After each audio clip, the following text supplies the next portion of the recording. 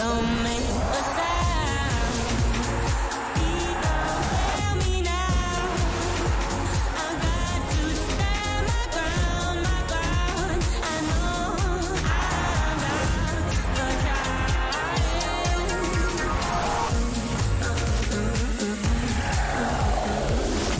Don't fail me now. Hello, this is Inside the WSL. Great to have your company. Now, another round of competitive WSL fixtures awaits this weekend, so we'll be previewing those games throughout this programme. Plus, we'll have an exclusive chat with besties, even though they're on opposing sides these days. Viv Miedema and Lisa Evans, they've been chatting to Caroline Barker. Plus, we'll also be hearing from the two men leading the way on opposite sides of Manchester, United boss Mark Skinner and City manager Gareth Taylor. And if all that wasn't enough for you, we've also got a great guest. The Daily Telegraph's Tom Gary joins us this week on Inside the WSL. How are you, Tom? I'm very well, Jess. Thanks very much. This is nice to speak to you. Yeah, good to see you again. It's been a while. Now, Tom, before we came on air, I had a quick look at the WSL table, and I don't think many people would have predicted quite how it looks at this point, with City way down in 7th, Tottenham and Brighton in the mix at the top. How have you enjoyed this season? Yeah, it's been nicely unpredictable, and my pre-season predictions have been dashed out the window completely, Jess, quite embarrassingly, because, none of us really thought Manchester City would be where they are in the table with their kind of unprecedented injury crisis, you can call it, and they're out of contention for the title. Now, I'm fairly certain of that, but what we have seen on a more positive side is real improvements from Tottenham, improvements from Brighton, and West Ham as well, which is adding to a really competitive part of the table. Once you get beyond Arsenal and Chelsea in the title race down towards the bottom, the middle part of the table now is really competitive, and that's fantastic for the league. It really is. So the most competitive season perhaps that we've ever seen in the WSL, and the most covered season of the WSL we've ever seen, with more media getting involved. Obviously Sky Sports coming on board. The Daily Telegraph have stepped up their coverage as well. It really adds to the profile of the league, doesn't it? Yes, we've never seen anything like it in the press box. And as other journalists would say to you, a few years ago, it wasn't uncommon to be one of only 2, 3, maybe 4 people in a WSL press box. But now they're pretty packed every game. Obviously, the Sky coverage and other broadcasters have been fantastic. Radio coverage has really stepped up as well. And I was lucky to go to quite a few of the Women's Champions League games so far abroad, as well as in the UK. And now I think it's what everyone's wanting to see is that the crowds matching that investment and that commitment from the media, because those off-field things. So now everyone wants to see the attendances improve with them. Well, talking of Champions League, it's actually been a busy few days for the English sides in Europe. Both Chelsea and Arsenal were comfortable winners in the latest round of matches. And look at that, Chelsea now top their group after they were 7-0 winners against Servette. 5 different goal scorers for the Blues. Arsenal, meanwhile, comfortable 5-1 winners against Danish side Pure. That leaves them second in their group behind Barcelona. Now, Tom, domestically, Arsenal have been absolutely formidable. 100% records in the WSL. They top the table, 18 points from 18, and their goal difference, plus 21. I mean, who can stop them at this point? I'm not sure anyone can stop them, Jess. This is a really strong Arsenal team now. 14 wins out of 15 under Jonas Eidevall is a great return from his start to his tenure. And they look now as though they've got the strongest Arsenal side that we've seen since they won the quadruple in 2007. They've really taken things up again. It's the best Arsenal squad I can recall in the WSL era, and they could go a long way in the competition this season because of the quality in the squad. They are looking formidable, aren't they? Now, one of Arsenal's key players over the years has been Viv Miedema. She recently came down to Sky Sports Studios, along with her partner and West Ham player Lisa Evans, and they've been talking about their new commitment to give back to society. They've been speaking to Caroline Barker. Lisa, tell me about Common Goal, why you're involved, how it happened. Yeah, obviously a movement that I had heard of through national team members. So I think I'm now the 10th Scottish player to have joined Common Goal. Us as footballers, we obviously are very privileged, and just to be able to help people that are less privileged than we are is something really special, and we can do good. I think our platform, who we are, we need to take the opportunity to help people that need it, and I think we can show that and we can do that, and I think we're privileged to do so. It's not about the money, I think it's more about who you are and how you want to help people. Like obviously like picking a project you want to be involved with doesn't mean that you just donate the money to it. It means that hopefully in the future we'll be able to either travel there, to connect with the kids, to be part of it all. And I think as much as obviously money is needed to change things, I think the emotional connection will be as important. Both teams experiencing new managers this season. How do you feel the club has adapted to Oliver? Really well. I think, yeah, he's obviously a really passionate guy. He loves his football. He's football daft, crazy. But you can see that on the training pitch. He's a really good guy, very energetic and positive. So it's a pleasure to work with him. Unlike Jonas, who's one of these quiet mice in the corner, not energetic at all. Oh, it's been great, to be honest. Him coming in, he brings so much energy, as you've seen on the sideline. We've obviously had some really successful years with Joe, but on the end of last season you felt like we needed something else, and Jonas coming in has kind of brought that to us, and I think the atmosphere in the team is different, we're confident, and yeah, we'll just need to see where this season takes us. Has it changed your relationship at all, not being at the same club? We've always been professional about it. Like Lisa has always been just one of my teammates. Now we've obviously got like our little group at Arsenal that you hang out with more, and then Lisa was a big part of that, so you do miss it in that way. But I love being able to see Lisa play 90 minutes every single week, and I do think you can see a difference in Lisa. I think she looks really relaxed and looks like she's enjoying it again, and I think that's the most important thing. Yeah, you want to see her on the pitch and being happy, and that has definitely been that case so far this season. What would it mean to you for this one and for Arsenal to go on and win the 50 million competitions they're still in at the moment? Obviously that would be amazing. If West Ham doesn't do it, that is obviously first and foremost I'd want West Ham to be winning everything that's possible. But we'll see. Yeah, I'd like to see Arsenal do really well, especially for Viv and the other girls that I'm close with on the team. You know, it's a special team, it's a special group that we've always had the quality and the potential to do these things and to be competing for league titles and Champions League trophies. But I think there's just been the small details that have been missing in recent years, and I think, yeah, like I said, the talent's always been there, so it's just about showcasing it now and smashing it up. I know you've been doing up your house at home. Is there a trophy cabinet there? There is. You've got a lot of awards. I know, but they're not on show. Yeah, no, they're not on show, that's true. They're mostly covered in cobwebs. I've got a cabinet at the club, which basically Lisa was like, I don't want to see them all at home, so that we is just left them not there. not true. That is, I have never said the that. other girls. There's a few really ugly, like creepy trophies. Like some of them are scary, but nah. Obviously, got a fair few trophies at home. It's been a real delight talking to you both. Thank you for coming in, and good luck. Thank you. Thank you. Big thanks to Caroline for that interview. It's a brilliant initiative. And Tom, really good to see more women's players getting involved with that. And I suppose another example of the women's game, women's players using their platform to highlight social issues. Absolutely, yeah. And in Lisa and Viv, you've got two of the most likeable characters in the division and very popular as well. But yes, more and more women's players now are using the kind of privileged position that they have to try and spread good around the world, and that's only going to be a positive thing going forward. And it's something that I think if you go back only a few years before the league was fully professional, you know, there were big stars in the league who perhaps didn't have the opportunity to speak to broadcasters in the way that those two are doing now. And yeah, it's fantastic to see them using that as an opportunity for good. Yeah, it really is. Now it's another big weekend of WSL action on Sky Sports. We've got a double header for you, no less. Everton hosts Manchester United. Our coverage gets underway on Sunday at 11:30 in the morning. And Manchester City play reigning champions Chelsea. You can watch coverage of that one from 2:45, both of those on Sky Sports Premier League. And throughout Sunday, you'll see interviews with Mary Earps, Georgia Stanway, Alex Greenwood, Izzy Christensen, and the new Everton boss, Jean-Luc Fasseur. So United against Everton looks set to be a great matchup. We've got a revitalised Everton under a new boss playing against a Manchester United side who are unbeaten on the road in the WSL. I caught up with the United boss, Mark Skinner, just to see how preparations are going ahead of that match.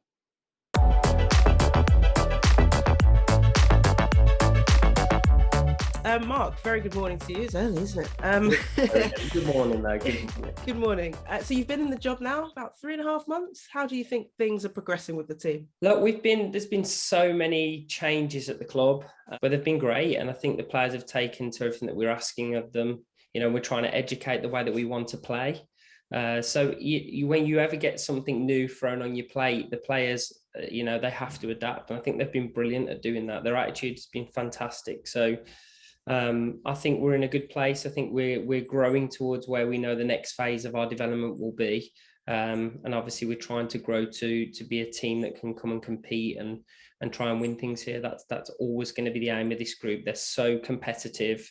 And so, yeah, I think we're in a good space, and we're going to just continue to grow from there. Yeah, you mentioned the next phase. What was that phase look like? And, how far away do you think you are from that? Oh, that's a good question. I think the next phase will look like what it means to put a team in place that will be sustainable with success. We've been so close in the past few seasons, but we've now had experience of that. So that experience is what is the next phase. So it's about that growth of the mind and how we put that into practice. Do you feel as though winning trophies, winning titles at this point is possible? Because I know as a club, Manchester United are synonymous with trophies. They expect trophies each and every season. But is that realistic for your team, considering all the changes, considering, this is your first season as the boss? I think that's a good question. I think the way you put it, it's really good because yes, we do, because every day we turn up to training, we don't, honestly, this group are so frighteningly competitive that we don't look at an opponent and look with fear. So for me to sit here and say, are we where I think we'll be in 2 years' time? No, we're not. Of course we're not. We will add players into this. We'll look to add players into what we're trying to do to grow in the direction that we want to grow. But with the players that we've got currently and what they're doing, we're growing every day. So the competitor in us won't allow us to say that, no, we don't want to win. We're working every day to try and win this season. And only at the end of the season will we know whether we've hit our markers and our targets. But I know for sure we're putting the foundations in place for a sustained success. And that's what I was brought in to do, to continue. It's not just to be a flash and a bang. It's about being here for a long period of time and trying to replicate what some teams have done in this league for a number of years. Okay, let's talk a little bit about your next opponents, Everton. How do you go about preparing for a team that is in transition because they've got a new manager coming in and perhaps a bit unpredictable in terms of their playing style at the moment? It's all about the timing, isn't it? So they are very unpredictable at the moment. What I think it is, we rely on what we can do as a team, so that the strengths that we have, but then also what we have to go. We go in with a plan, but we also talk about the adaptable moments. I'm sure it'd be a really tough challenge, but something we're going to try and plan for and try and. I think we need to be aggressive in games. We talk about ourselves internally being aggressive and taking the game to teams at times where we're going to, show our teeth and show that real grit. I spoke about it after the game against Tottenham.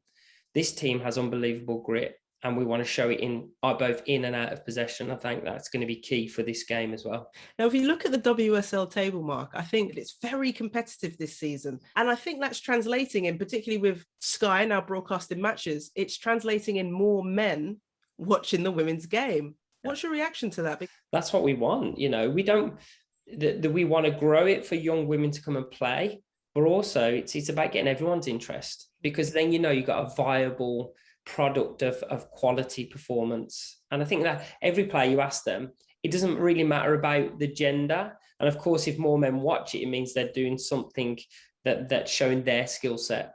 And I think a player wants to take that ownership for themselves. The audience is there because of them, because their performances. So, man, woman, boy, girl, or anything that you want to, associate as, you have this wonderful thing that you can now watch. Oh, it's always a pleasure to talk to Mark Skinner. But let's focus on Everton, shall we, Tom?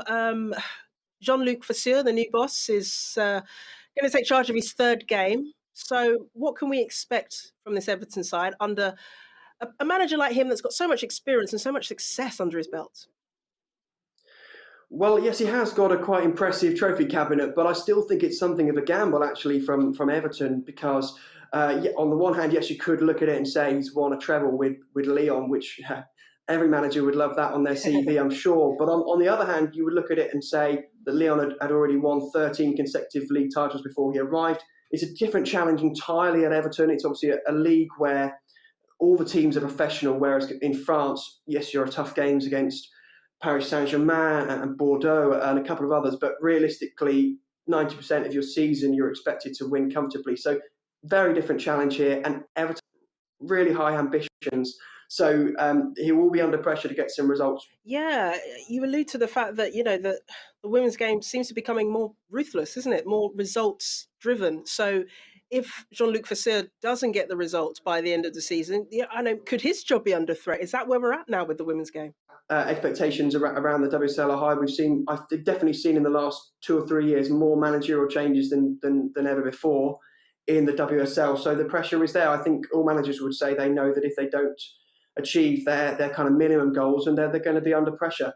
I'd be surprised if Vasseur wasn't given a good chunk of time, but certainly it's not going to be easy to get in the Champions League this season. I know the club's ambitions are to get there, but that's a real challenge with the dominance of the top three. And even though Man City have had a poor start, that you would still expect them to come on really strong in the second half of the campaign. So getting into Europe's not going to be easy at all, with Man United and Tottenham and others also giving it a push. Yeah, Everton currently 10th with 6 points. So still a big 7 points off third place Tottenham and those Champions League places. So yeah, you're right. They've got a lot to do, Tom. Now, after the break, we'll be looking ahead to the other big game of the weekend, Manchester City against Chelsea. And we'll be hearing from the City manager himself, Gareth Taylor. Stay with us.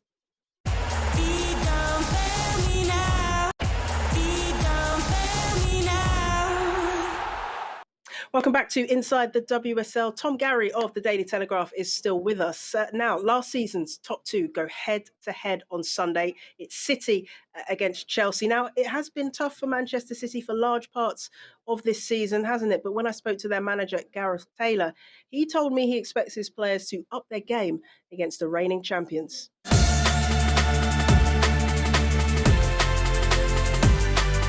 Gareth, good afternoon. Great to speak to you. Thank you for coming on the show. And congratulations for that win against Leicester in the Women's Super League. It must feel good to get back to winning ways in the league. And also the fact that you came from a goal down must be pleasing.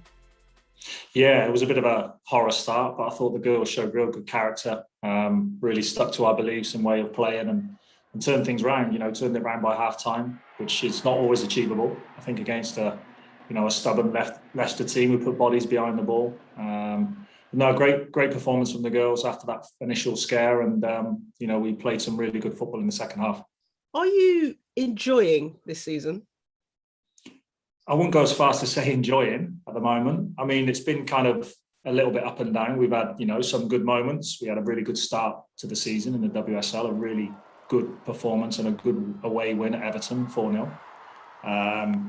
And then, we've given up a couple of results in games that we should have won. So it's been a little bit up and down. I won't go as far as to say I've enjoyed it, but I think being in football is great, and it's all I've ever known. It's all I ever want to do. I'm enthusiastic as I've ever been. I want to make the difference. I think you find out a lot about yourself when you're in this type of situation, and no one wants to be in it, but we're really determined, and I'm equally determined to really push to get out of this situation. And I think we will. I think, we've been using the term, the cavalry's on the hill, and hopefully it's returning soon. Because I think that'll make a big difference to us. When you lose your 5, 6 and 7s players, that obviously is going to drain on the resources of the squad. People that work in elite sporting environments, as you do, often say that it's during the tough moments, during the tough situations that you find out more about yourself. And, you alluded to it there. What have you learned about yourself throughout this season? I think it's one of the main challenges is remaining positive. I think it's making sure you stay true to yourself and what you believe in. I think as long as you can do that, and really kind of hang on the positives, because there have been some real positives to it. And football's a game of margins. You know, you're never that far away from actually your objective.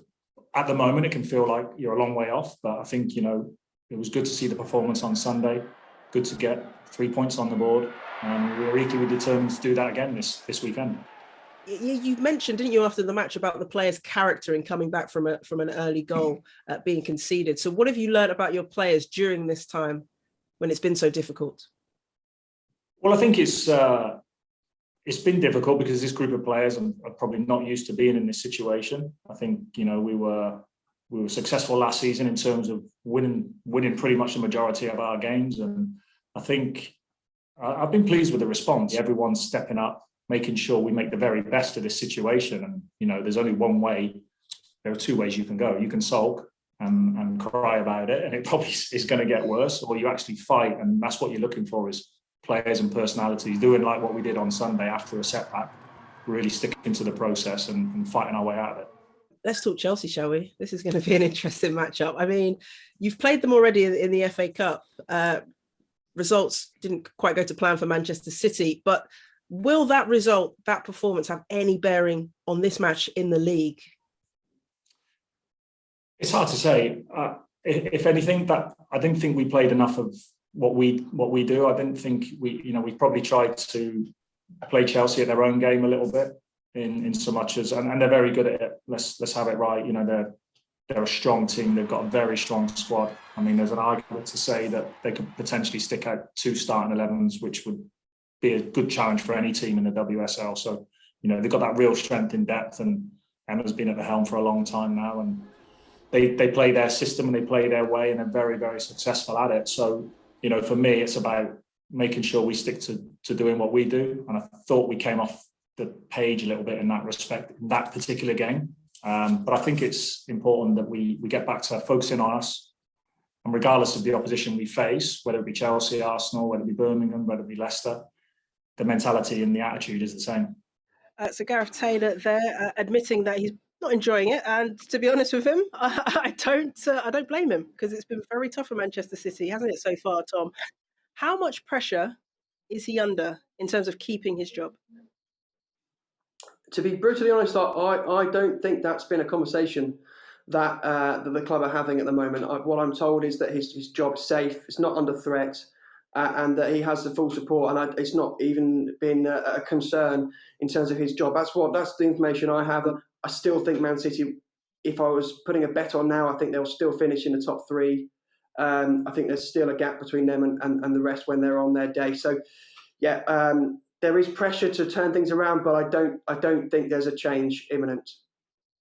Okay, so as you said, you think that the WSL title challenge is gone. They're also out of the Champions League. They're out of last season's FA Cup, which is being played this season. So what does success look like now for Manchester City this season? I think given the injuries and the problems they've had, if they could end the season with a domestic trophy, either the Conti Cup or this season's Women's FA Cup when it comes around, plus getting into the Champions League, that's probably going to be seen as a really, really positive outcome from what could have been a bad campaign. The key is going to be qualifying for Europe, because they know they have to be in the Champions League next season, and not just qualifying in the sense of getting to a playoff in the summer, but actually getting through to the group stage. They've really missed out on the exposure and the excitement around the new group stage format.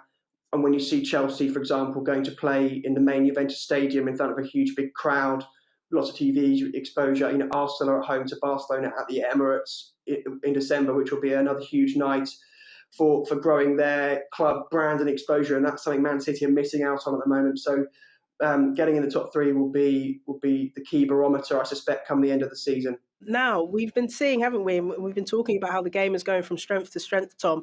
And the FA have released a new 3-year strategy. And they've targeted a WSL average attendance of 6,000 by 2024. How realistic do you feel that is? I think it's a realistic target. It's a good aim for the sport. But let's also be honest, that would represent a huge, huge transformation from where we are at the moment to get that as a league average. I mean, so far this season, it's averaging just over 2,000, which I think people are disappointed by when you compare it to the average of around 3,000 the league was seeing in the months before COVID interrupted the 2019 to 20 campaign. But then I guess on the flip side, it's important to stress that the average of now of around 2,000 is also hugely increased from the average of around 972, I believe it was, under 1,000 for the last full WSL campaign that we had with supporters, which was the 2018 to 19 season. So that's more than doubled since then. So that if you continue that trend, then yes, I think they can get to 6,000, but a lot of work will need to be put in. And that's difficult when you've got more people watching on telly than ever before as well. There's now more choice for a viewer of the WSL than ever before. So it's a challenge on to get that target of 6,000 by 2024, but it's definitely doable. I'm just impressed at how you managed to remember all those figures in your head, Tom. That's really, really impressive. How do the FA then, how do the clubs go about expanding their audience, expanding their fan base, making sure that men, boys, everyone is attending women's football? Well, I think that one of the most simple things the clubs can do is more marketing through their own channels. We are seeing an increase in recent weeks, but I think at the start of the season, it was quite strange to see several of the clubs not really using their men's club account social media channels, for example, to spread the word about upcoming games. That the interest is there. It's just going to take time to build up that habit of going along to games. We want more bums on seats, people. I'll be at the Everton United game. Tom, what game will you be at this weekend? Manchester City against Chelsea for me, which is such an important game for both sides. And although we were talking about Manchester City, really it's one that Chelsea know they're going to need to go and win if they want to keep pace with Arsenal. So I can't wait to see how it goes. Yeah, it's going to be such an exciting weekend. Tom, it's been an absolute pleasure to have you on Inside the WSL, making your debut. Thank you for joining us. Real pleasure, Jess. Nice to speak to you. Yeah, you too. That's all we have time for Inside the WSL this week. Try and get yourselves to a game. And on Sunday, don't forget, stay tuned to Sky Sports for Women's Football Weekend. We've got a double header for you. See you next week. And they have scored right on cue. What a finish that is. That really means a lot to them. What a goal!